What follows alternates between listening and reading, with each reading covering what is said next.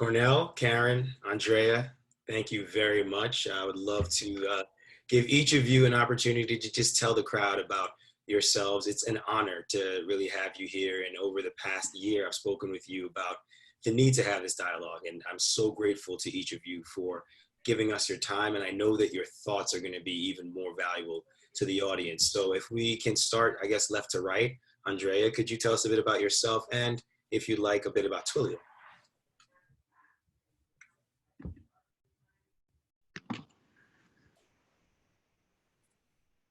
Andrea, are you there?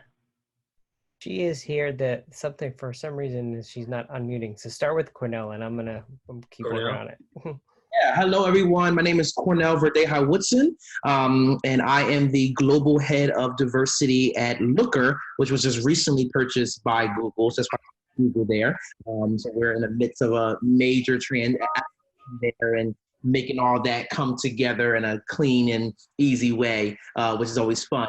But my job at Looker is to build and execute on our global diversity strategy and making sure that the company understands how diversity, equity, and inclusion impacts all areas of the business from not only a U.S. perspective, but from a global one as well.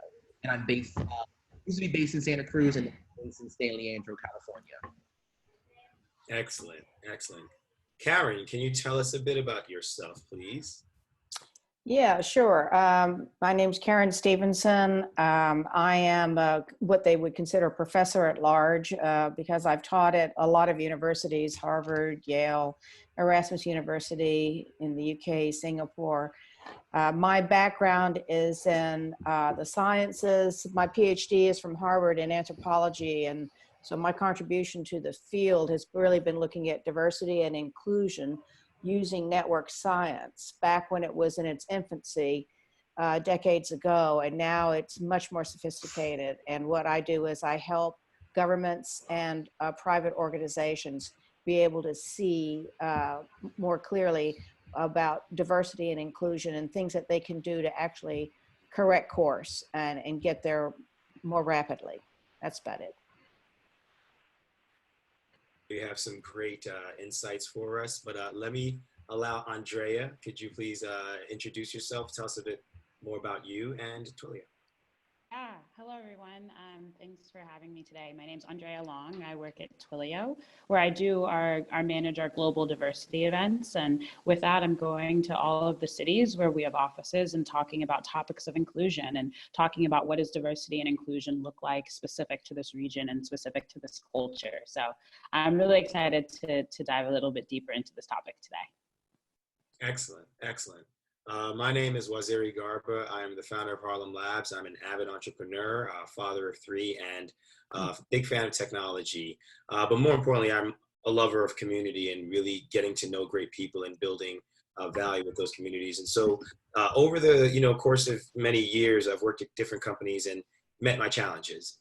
And over time, I've also encountered people who impressed upon me this resilience and this willingness to learn and overcome. And that was what really brought this conversation about, in witnessing people speak about the challenges they faced and playing unconscious bias in their favor. How did we actually understand there was a problem and then adjust in a way that allowed us to overcome that? And so I'd love to just open with a question for the panel, and I would love for you guys to just speak freely. Could you give some examples of experiences that you've had with unconscious bias and the steps that you took to overcome it? And, with your different backgrounds, I'm pretty sure you can give us a diverse, series of challenges that we all might face, but finding out how you thought through it and your intentionality in addressing it is really critical for us. Who starts? You had to direct us. Cornell. Yeah, so, I think for me, and I think most like my panelists, probably fellow panelists as well, is I've dealt with unconscious bias from a personal perspective and also from a professional one when it's not necessarily directed at me. And then I also want to say that you also deal with unconscious bias when you are a bystander and that you are not necessarily that you're witnessing unconscious bias as well. I have to say that my professional and bystander approach is very oftentimes sometimes different than my personal approach. But I've learned to really, as an educator, you learn to step back and say, okay, what's happening here? What are the facts and the history that have led us to this point? How do I begin to engage in a conversation with an individual or a group of people where unconscious bias is in place? So I'm a big fan of asking questions. So let's say, for example, I'm out to dinner and I'm with a bunch of my, fellow people of color, and we're laughing, we're loud, we're having a good time. And this has happened to me before, where someone who identifies as white will come over and say, and say, you all are being, really, really loud and you're disrupting everyone else. And I've had someone say, like, you all are like a gang. And that language for people of color, for Black people, is a very targeted language. And so my approach is to say, tell me why you feel that way. Tell me why that language. And most of the time, they have no answer, right? Because they didn't think about, and then that's unconscious bias. They didn't think about what they were saying before they said it. So for me, it's challenging through questioning. And oftentimes that isn't, always a cookie cutter answer. It doesn't always work, but it's a way that allows me to maintain my own sense of mental health and control over my emotion without allowing their actions and behaviors to impact me in a way that doesn't look kindly on me in a public sense, if that makes sense. Yeah. So asking challenging questions, I really like that. That's one that I think we can all incorporate. Andrea, can you? Yeah, I can chime in here. So I personally identify as a Black woman, and there are a lot of stereotypes that come with that, a lot of unconscious bias related specifically to that identity. And one challenge that I often face in the unconscious bias arena is being misrepresented or sort of judged unfairly for how loud I am and how directly I speak, and just being called aggressive and I'm too blunt and words I can't say on this panel right now. And so for me, it's really important to flip that narrative. And so to be able to change those perceptions from negatives to positives. So going in to meeting new people and going into new jobs and going into new conversations at work, I often sort of start by saying, just so you know, my personality, my communication style is very direct, and I hope that you don't take it personally, but I'm here to solve this problem and I want to work with you together on it. So I sort of address it at the front end and try and flip it from a negative thing to really a positive thing. I'm direct, I'm not afraid to speak up. You know that I'm going to provide you with my honest opinion, so you never have to worry about me sort of hiding the truth over here.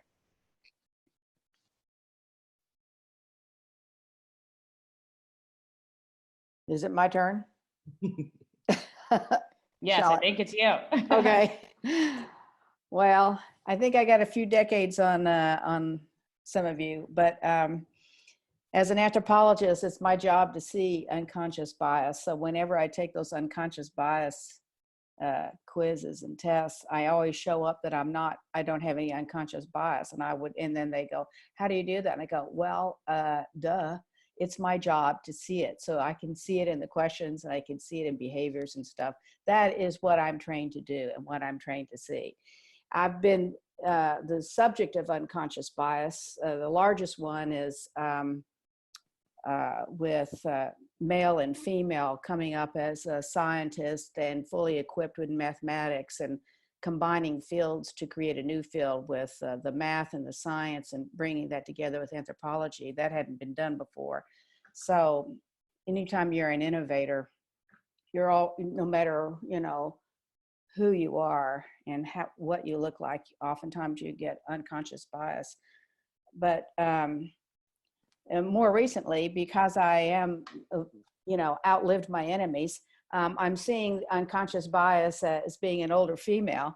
And so I see that a lot. And, when everyone says, well, it's not personal. Well, I'm sorry, it is. It is. And now the way to handle it, though, is to take it up a level, though, and to treat it more abstractly so that you don't get involved in the personal back and forth. That's the thing that I find interesting. I will say, the gender thing is the most prevalent, and that's the one that I've seen a lot. I've also experienced personally, when I was working on looking at network analysis and looking at epidemiology, a lot like they're doing right now with COVID-19, but in the earlier decades, when we were looking at it with the spread of AIDS, HIV, I would be at the NIH and with the CD and inside the CDC, and the elevator doors would open on the floors where they were doing all the AIDS testing, and I would literally see people back away from the open elevator door in response. So I thought that was really interesting, because they didn't realize that was just unconscious bias. It was all about the fear and the unknown at that time. Now, of course, it's more well understood and things like that. But I only bring that up because it's relevant now with COVID-19. We're probably going to see a lot of that going on too. Absolutely. That's excellent. Can I just say one other thing? Yes, please. So when I see unconscious bias as a female academic in the world of male academia, particularly in business schools, what I often did, and I know I've mentioned this to Waziri, I thought I should mention it, I would actually use the unconscious bias in my favor. People would look at me as being less threatening because I was female and I was, quote, in the soft science, not realizing that I'd had all this science in the background. So what I would often do is slide in because I would be viewed as less threatening, and then pop them later when they would be most unsuspecting at that point. So I get a kind of a little bit of a passive aggressive joy out of that. But the whole point is that we still have unconscious bias. I think as an anthropologist, we always will, particularly when it comes to males and females, regardless of color of skin, color of hair, high, low, wide, narrow. You have, and also diversity of thought. You still have a lot of that going on. And I know with the Me Too and all that other kind of stuff, but I'm telling you, it's going to be decades before we really get that out of society. And that's really what brought us here, right? In the discussions, I think we've all realized, I'm a father of 3. You might hear them dancing around in the background screaming, but I have to teach them how to deal with the real world, and they're going to meet this issue. And so Cornell mentioned something great. It was about mental health. And I think that a large part of what I really thought about in this panel was, how do we give advice on keeping your mental health, keeping cool until you develop the techniques to manage this. And so it's, if you could give us each of you give us an idea of how did you keep your cool and keep your mental health, in a basically where it needed to be as you develop the techniques that you have used over the years. That's a really good question. I think for me, and I'll be honest, it took me probably 10 years to figure out my techniques, and I'm still figuring it out.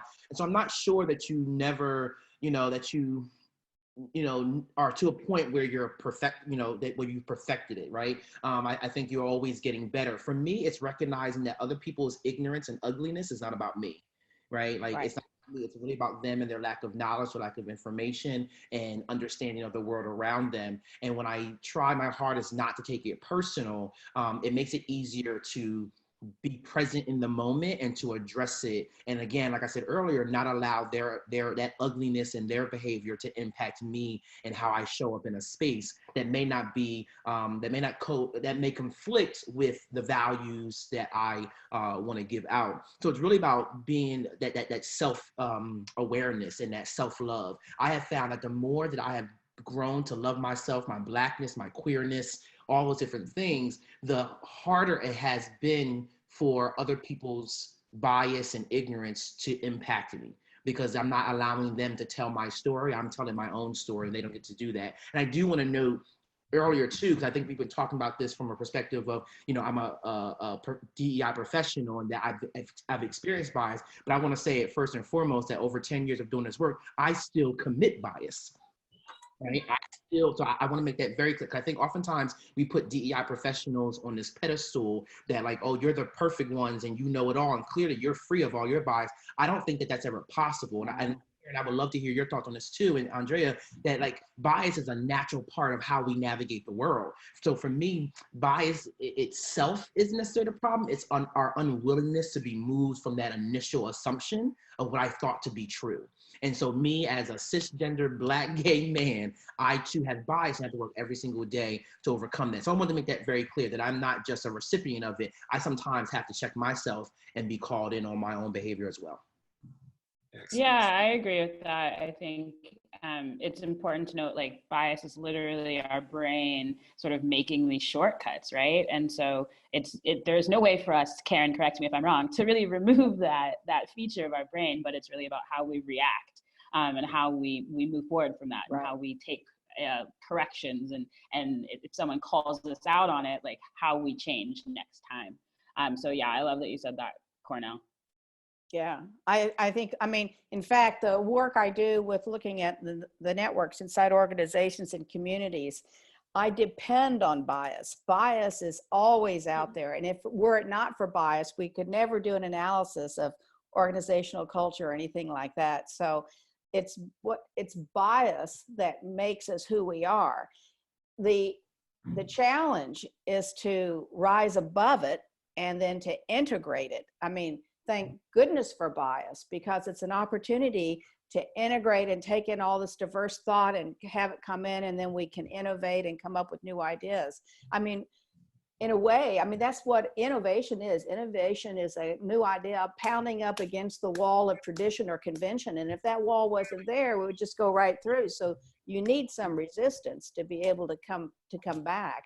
So we do need bias, but what we need to do is to be, I agree with what everyone has said here. We got to be better people about how we handle it. And I'm always trying to work on that one. With every year, I come up with new ways and new techniques. Not one of them have I found to be a winning solution, but I still keep working. And then, Waziri, to go back to your original question about sort of mental health and how we handle these things in these workplaces, I also just wanted to call out, like, for me personally, sort of similar to Cornell, it's a journey, right? Like, I haven't figured this all out myself either, especially working in the diversity space and inclusion space. But I think therapy has been really important. And I know that comes with a place of privilege because it's often fairly expensive. But I definitely have utilized different communication coaches as well to say, you know, why do you need to say this in this meeting? Why do you want to have the last word? Why did you think this person communicated poorly, and what could you have done better? Working through some of those questions with a therapist or communications coach has been really helpful, and I would definitely recommend it to others. Absolutely. Yeah. That is excellent. I heard some really good points come out there, and one of, two things emerged, right? Cornell, thank you for your comment. I still commit bias. And Karen, as you pointed out, and Andrea too, these are mental shortcuts in our minds that we use to make quick decisions. But, speaking about therapy, the techniques that we have available to us, how do we begin straightening out our own shortcuts? How do we essentially ensure that in acting the way we want to be treated, we are adding or doing our part? If you can give some kind of insights into how you developed that, ability to say, okay, I'm doing this. How do I reiterate so that I get better at it? And then others will see my approach and perhaps adopt it, or at least start to mimic it with me. That's such a great question. And I think, as Andrea said, it's a journey. It doesn't happen overnight. It takes practice. I had to, and I often tell people all the time that in order to, your brain is telling itself a story that it has been taught, passed down from parents and other people's, issues with the world and things like that. So you've learned all these stories, and there are certain aspects of the truths that you don't know. I always tell people when I do training, there are multiple truths that exist at once, right? And I think it's important that we educate ourselves to understand the multiple truths that exist that can begin to contradict some of the stories that we were raised to believe, right? And begin to challenge some of the biases that we were taught, quite frankly. And so I read a lot. I've read all different types of articles and books about what it means to be other identities that I don't hold, which helps me, and from people who and books and articles written by people who exist in those spaces, who are trans, who are women, who are, undocumented, because they're telling their own truth. And so by hearing their truth, it allows me to go, okay, wow, what I thought I knew either wasn't completely the story or wasn't the story at all. And it's a constant willingness and I'm blanking on the term that I always use, cultural humility that allows me to continue learning because I never learn all there is to know. And then, you know, once you're doing all that learning too, I find that that knowledge constantly comes up to you naturally when you run up against these stereotypes and these biases. But you have to have the willingness to admit that you don't know everything and to be able to be reflective. I, in college, beginning to practice reflecting on my thoughts, reflecting on my behavior, and it's become a natural thing for me of like, why am I thinking that? You know, when I see certain things and I start to believe certain things, why is that? Where did I get that from? And why is that coming up for me? Excellent. So I'm just taking notes here because there's so many jewels of, you know, wisdom that you guys are dropping, challenging through question. You know, 10 years, I think it kind of points at that mastery of yourself. Maybe it's the 10,000 hours, et cetera. So it's obviously a journey that we all have to undertake. Let's start with the little things, microaggressions. Some of the little things that we can all point and say, oh, yes, I know I felt that way. Can we speak about or can you give some advice in regards to how we can all start individually encountering those so that we're moving down that path, right? Again, it's a bit of techniques here, but also identifying some of the key microaggressions you guys have encountered and giving any suggestions you have to deal with them. Andrea, do you want to take this one?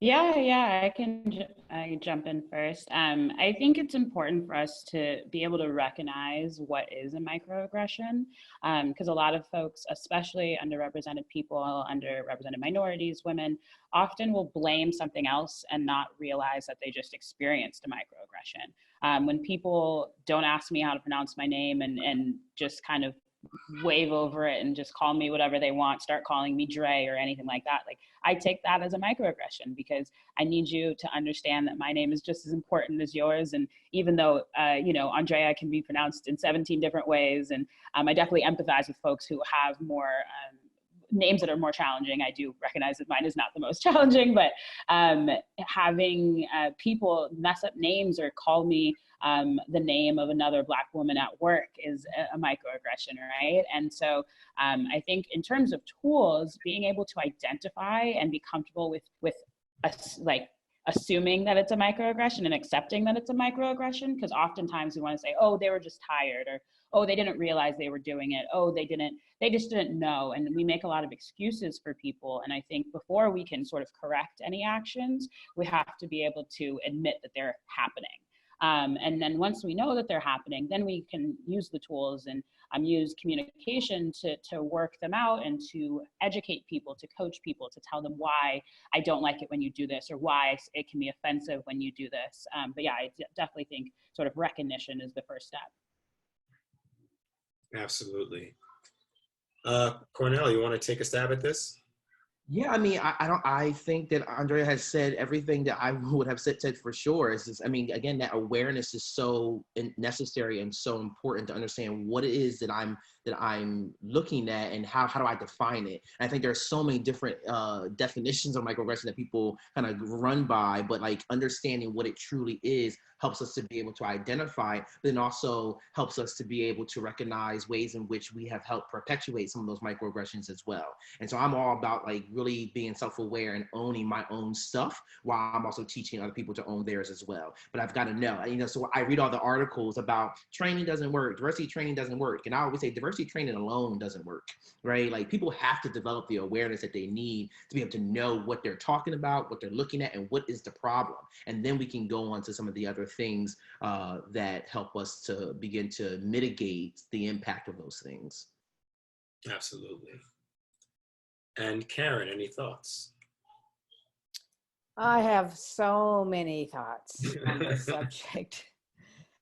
I don't even know where to begin. I have probably committed a lot of microaggressions. I've had them committed against me, so many too numerous to mention, that I just shed them off. I just become Teflon girl, and they just slide right off of me.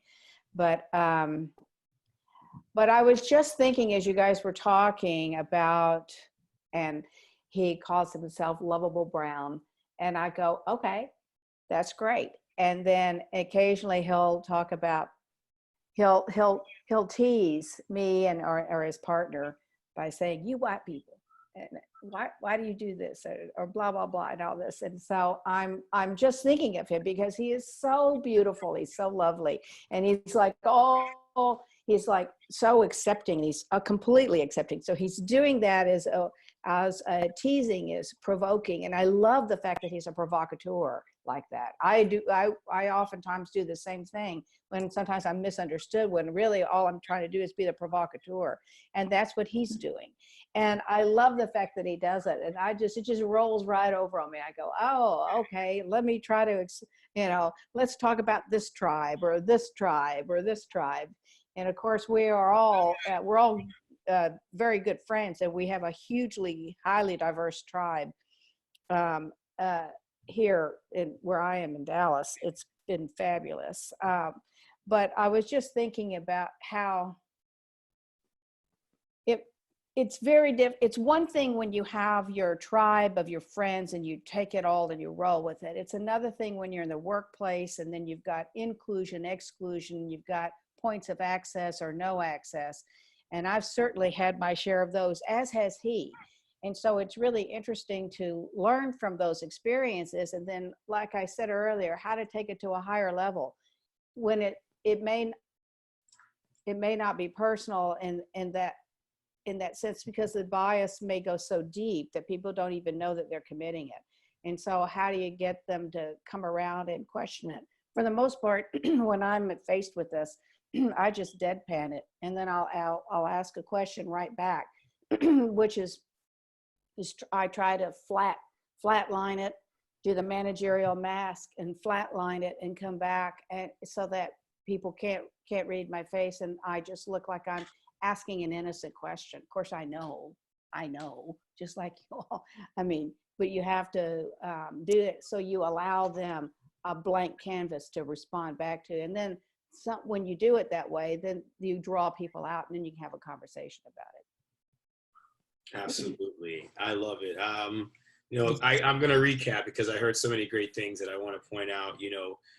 Andrea's point on self-reflection, I think it's very clear that one person saying something to me or a word is okay, but another person saying it is a microaggression. And Right. Therefore, there's this need to kind of look at yourself and understand, why does this thing bother you? Recognizing the way our universe works, it is what it is, and how you respond to it is one thing. I really love that there's this communication, and I think you all kind of noted the deadpan and the question it. Cornell brought up question it, and Karen added, let's deadpan first. But I kind of love that you do have an option. Yeah. You can react in a way that's not angry or, other than questioning, to actually move the conversation along and maybe perhaps address the issue in a way that helps them think about it, and really helps, and then I think there's something you brought up that I like, which is really letting it slide, because, I think there's a comment about carrying a hot coal in your hand is like carrying anger around, and that Right. mental health issues and the stress and the frustration.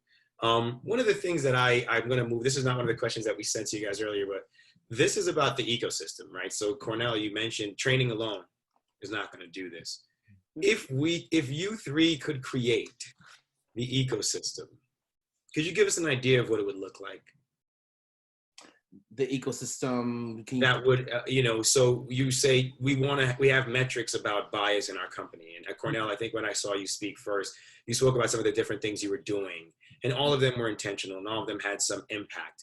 Could you give us an idea of what that kind of tool set looks like in you guys' hands? Yeah.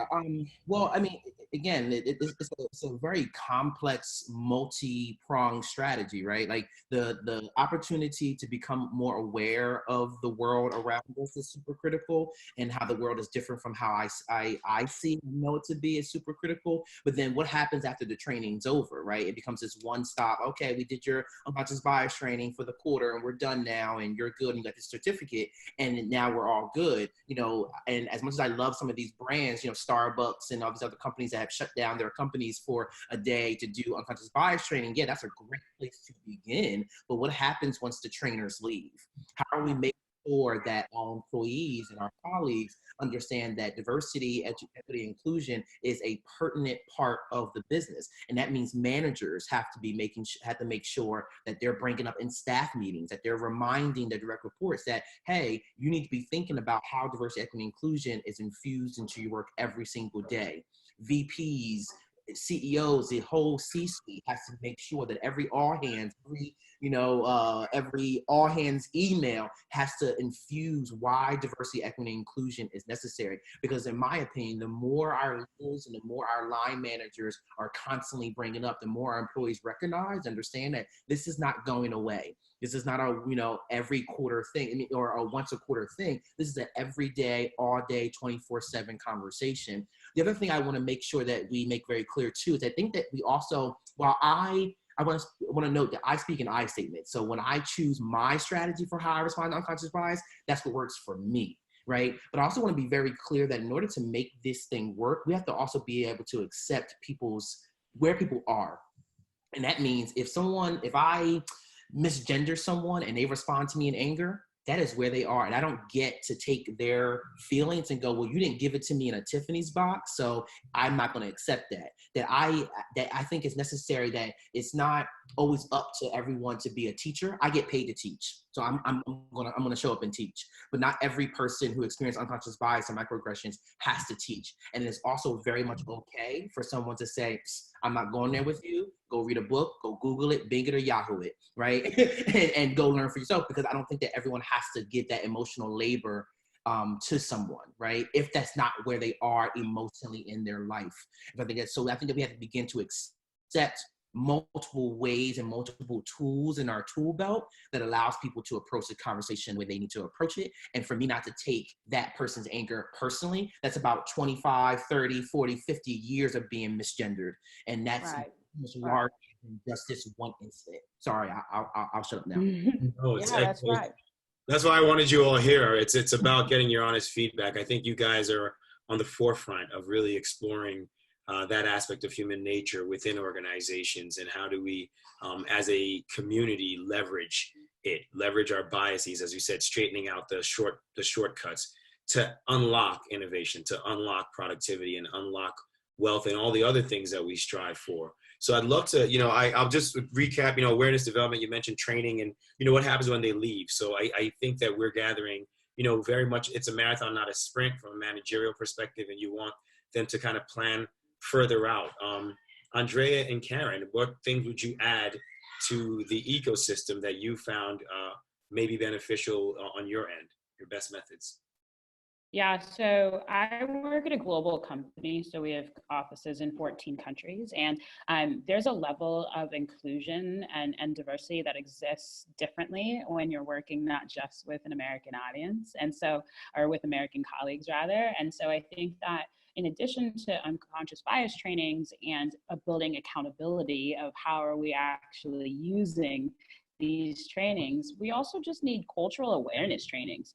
How do I walk into a business meeting in Singapore? How do I greet somebody in Germany? How do I, what is the touch relationship? Different countries, you can be a little bit more physically close to each other than others is a little bit further away than I'm used to. And so little things like that, I think, until we really truly understand other cultures and people who are different than us, even if we are minorities, right? As a Black woman, I'm often a minority in a room, but it's still very important for me to learn about the other cultures with the colleagues that I work with. So I definitely would say cultural education, as well as making sure that we are minorities in different spaces. So even if I'm working with a colleague who is a cis hetero white male, having him be in a room with maybe our Black employee resource group and really understanding what it's like to be the only in that space, whereas usually in most rooms that colleague is probably the majority. And so I think challenging the spaces that we're in so that we can learn from other people's perspectives as well. Yeah, that's good. I'll follow up on that, Andrea. Those are great comments, because I've had to work globally for many decades, and where I'm working with people where I'm the only person, or I'm advising or helping other people where either they're the only or they're the majority, and making them also more aware. So to your point, Andrea, the behavioral things is the things on the outside are cultural protocols, which have to do with distancing and touching and the way that you speak and things like that. Those are good to know. And there is education and training for that, and that's quite helpful. The other side that I spent a lot of time on is not so much that, largely because you acquire that over, if you're globally dispersed with all these different companies. But the other thing that I spend time with is looking at data using evidence-based findings. So when I look at global companies and I look at their networks, and I can actually show how their own data reveals, after they've qualified for all of these diversity awards, how their own data shows how they are biased, and it's their data. I didn't do anything to it. I just reflected it back, showing the communications data. Because so while they might be quite integrated when it comes to work, when you look at other questions, like when it comes to expertise or innovation, they start to move off into exclusionary groupings. And that is, of course, that's seeding exclusion. And of course, that's based on bias. So I get to show that to folks. And then what happens is that when you show it to them and they realize it's their data and you haven't done anything to their data, then that's when the learning and the conversations happen. And that's great, because they go, wow, we thought we had this down. We could clearly see that when it comes to, when we're working in this area of our culture, we tend to show more bias. And that's why people don't even realize, even leaders don't even realize that they can say contradictory statements. I can really be all open and very inclusive when it comes to this aspect of work. But then when it comes to maybe I'm in a more relaxed setting, or I'm talking about new ideas, I don't realize that as through the informal exchange, that bias is starting to creep in. And so those two can be completely contradictory in the same person. And we have to be understanding about that. So we have to say, applaud people for doing really well maybe in the workplace, but that they got to dig deeper when it comes to looking at expertise and innovation, or just more casual, informal conversations with folks. So on the surface, protocol, and deeper down for a deeper dive, you got to look at their actual bias data, because when people see their own data reflected back, it's like there's nowhere to go. I mean, they got to accept it. That's where the learning happens, I find. I love it. I love it. And, that actually segues. So I'm going to put this out to the audience. Please, Sergio, could you please unmute Cornell? Because I think once we get out, we are here. Yep. But the data point, I love that, because it's accountability, Andrea, which you mentioned. And in you all's experience, so the topic here is playing unconscious bias in your favor. And there's this idea of we meet resistance, and if we just keep pushing at it, true power, we can break through. But in your experience, I think that there's situations where folks meet resistance, and it's not going to change unless they can challenge it, right, without the data. So what data would you suggest, or not suggest, but have you seen as most effective from the perspective of an individual that's facing it? How do you gather the arguments, the stories, okay, there were 7 microaggressions last week, or this happened, that happened, this happened, this is evidence of. What advice can you give to the audience to say, when you are meeting this resistance, we found that these are some useful techniques that not only move the needle, but prove the point? Who are you talking to? Quirky question, but I think that it's in your experience, you might have encountered it, not necessarily a whistleblower kind of argument, but more of a person who's going to walk in with some really good best methods to address an issue with management. Anybody want to go first? I can go. So the thing that I tend to look at, or tend to tell people to look at, I mean, one, we have to determine, does that person who we're talking about have access to the company data? Because not everyone has access to company data, right? As someone who works, who is HR adjacent, I can get access to company data. And so some of the data that I tend to use to make strong cases are, one, I think the anecdotal or the qualitative data is really important, right? That's what people are experiencing. And so being able to, you know, talk about the different experiences that, you know, people have been having at the company, whether it's microaggressions or being called another Black woman's name, or, you know, having someone touch my hair. I'm bald, so I don't have any hair, but you know what I mean, right? And so like having those behaviors and those experiences sort of listed, and say like, here's what I've been experiencing on a day-to-day basis, but then also here's who's leaving the company. Right. And so if I'm noticing that we're losing people of color left and right, that's something to, at the very, and while I can't necessarily tie it to microaggressions necessarily, unless we do exit interviews, which is another whole other conversation that companies should be doing to determine why their employees are leaving. But we can begin to at least investigate that, we're losing a lot of people of color. Why is that? At the very begin to ask the question of what's happening. Right. And then we most likely can get to the answer of there's something happening that is not creating a culture of belonging for people to want to stay. So who's leaving? Why are they leaving? What are the qualitative narratives that are existing and happening? Because while I love data, you know, the hard number data, I think sometimes we rely on that too much, and we forget that people's stories are very real, and that is strong data to be looking at. And then you can also think about pay equity, right? Like, you know, why are, you know, women are still being paid less than men doing the same exact work? So what, you know, and digging deeper into that form of inequity as well, and presenting all of that as we have an issue here that needs to be addressed. And while it may not be intentional, because, you know, you constantly have to, you know, pat people on the back and say, I know you didn't mean it, right? But like, it's happening. And so let's do something about it. If this doesn't align with our values, which leads me to the next piece, is that if this is, I love throwing companies' values back in their face, right? Hey, here's what we said we believed in or believe in, and here's how this action or this experience is not aligning with the values we preach every single day. Let's get there. So I'll stop there. No, that's excellent. So I'm just going to throw out some of these really great suggestions. Paying attention to attrition, I think at the managerial level and even at the employee level is, I think, relevant. The point about exit interviews is actually really well brought up, because that's a data point. And then, you know, identifying the qualitative narratives in the best way possible, being aware. Again, that word awareness comes up. But I definitely love the compensation pay equity point, and then the values, right? Which is saying, do we have cognitive dissonance within the organization? And, you know, being able to bringing it to light to say, this is a qualitative and quantitative matter that we can address. Andrea and Karen, I'd love to hear your thoughts. Yeah, I want to play off one thing Cornell said in regards to his access to data.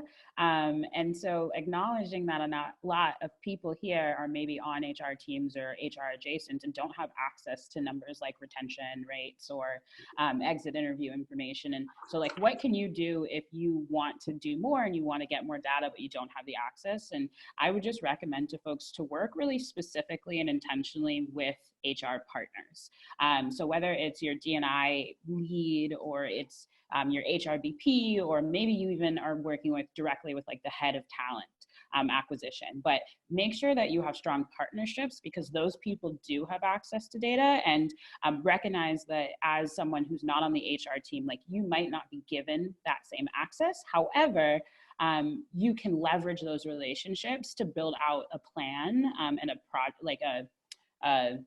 project plan, for lack of a better word, to address some of the issues that we're talking about today. So maybe working with the talent acquisition team to say, hey, what are the percentage of folks who are making it to on-site interviews who identify as XYZ? And then leveraging that data to say, well, I think if we shifted this part of our interview process or this part of our sourcing process, we might be able to get that number higher. That's good. That's a great point.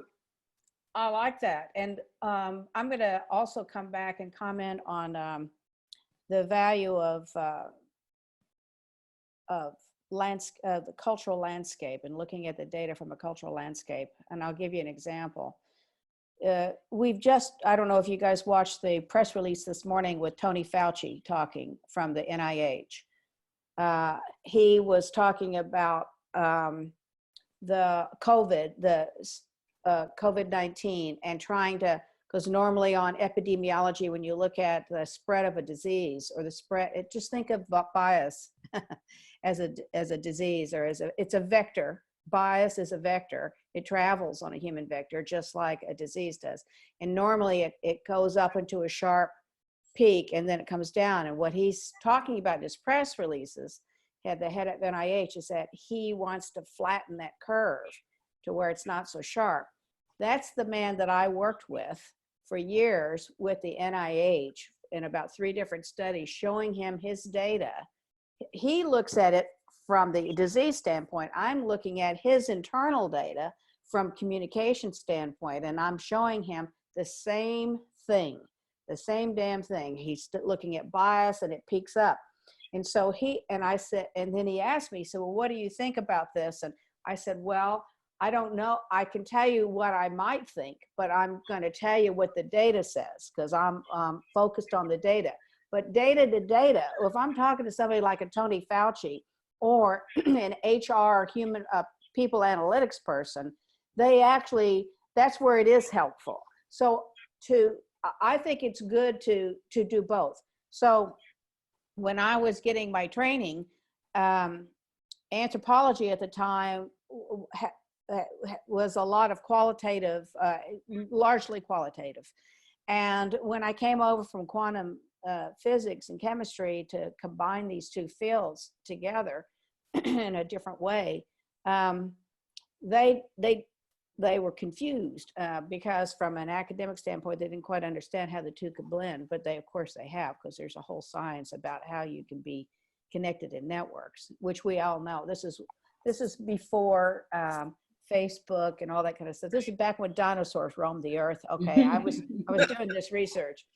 So the interesting thing about it is that when you show it to people in their world, like with a Tony Fauci, when I had to work with him, or with Toyota, when, as you said earlier, when they saw that all this attrition, they were losing all these people. They were losing people of color. They were losing their experts. Why was that? But they didn't, you could have told them that. You could have told them the stories, but they might not have believed it. But when they see in mass the data, they go, holy hell, yeah, that is happening. We can absolutely see this is going to be a trend. We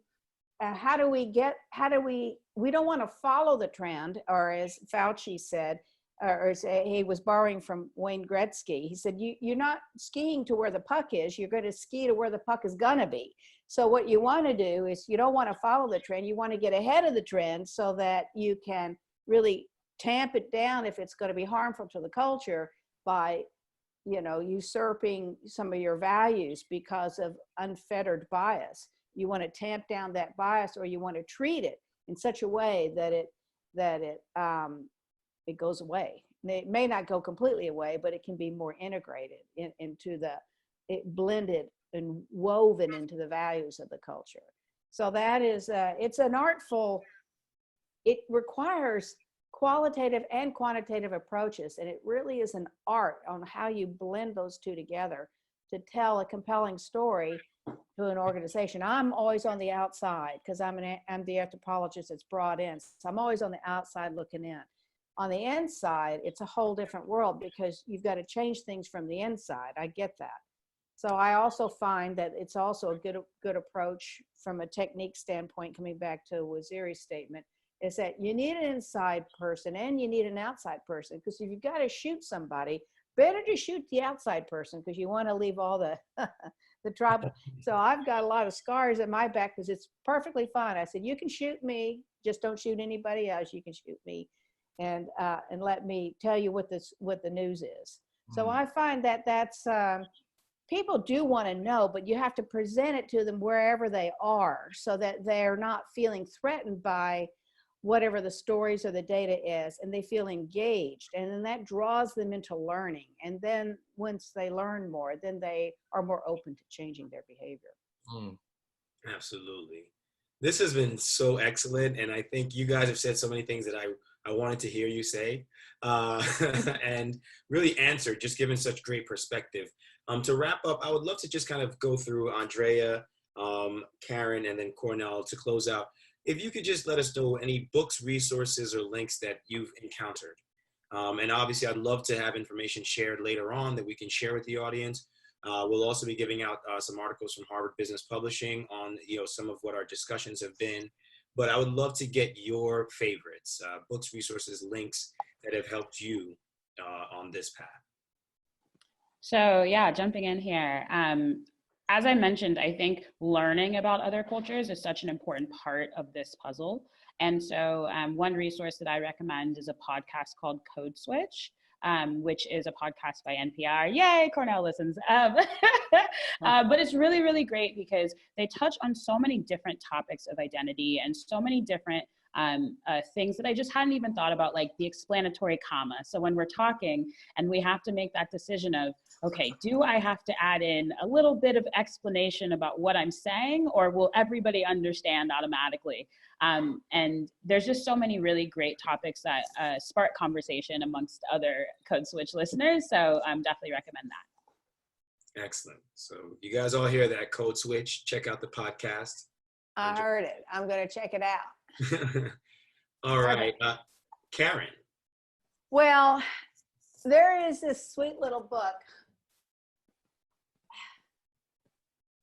There's a number of new books that are out there, but I'm going to give you an abstract approach, but it's not really abstract. It's Mary Douglas, How Institutions Think.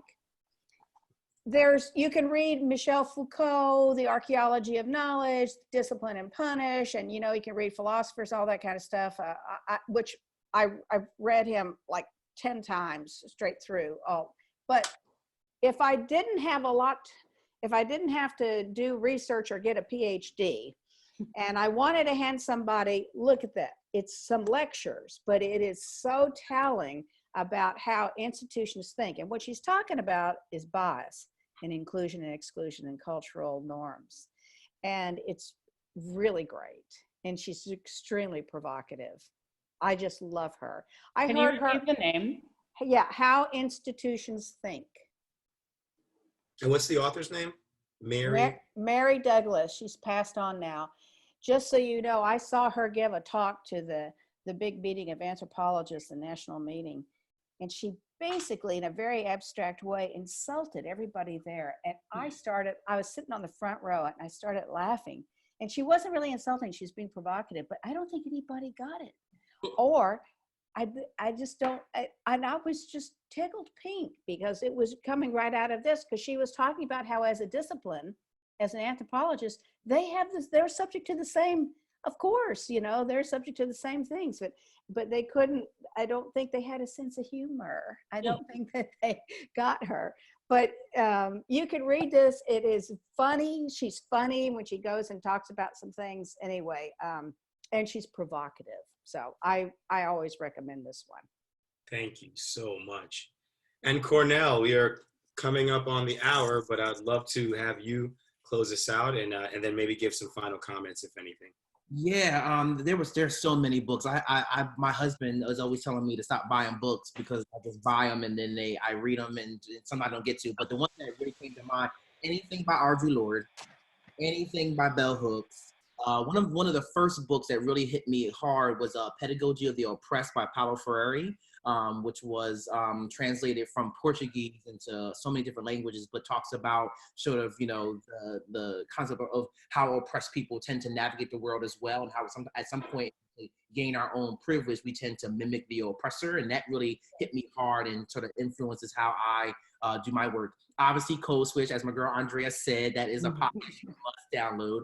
The Memo, I forget the woman's name who wrote this book. It's blinking on me. Minda Hart. It's in the comments, actually.